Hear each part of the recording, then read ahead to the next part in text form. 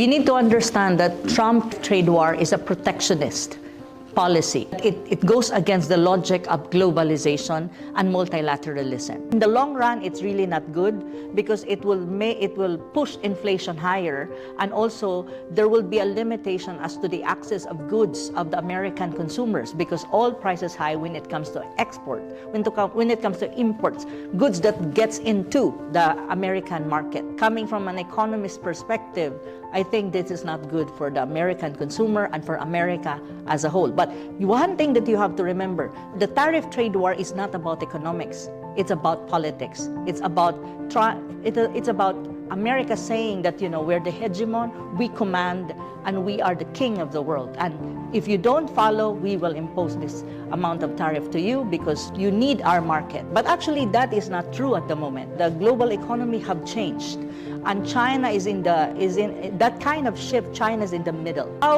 How China and ASEAN countries, which is part of the global South, can possibly reduce the adverse impact of tariff trade war. One is very important: economic integration.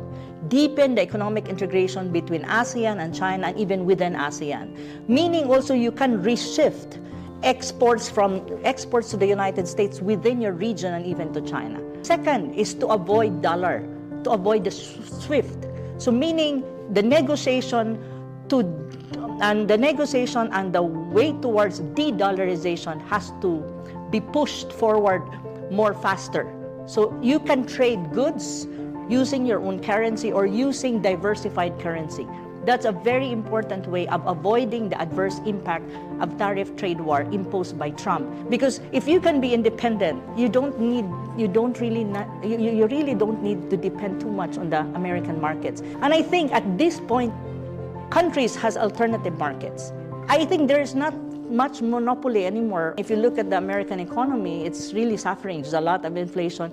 Purchasing power of Americans is reducing. If you look at Asia, especially Asia Pacific, you can see that economies are growing, and ASEAN countries are a hub of growth, economic growth, and the purchasing power of people in ASEAN and even Asia Pacific is rising or is increasing. When you talk about financing, there's already an alternative.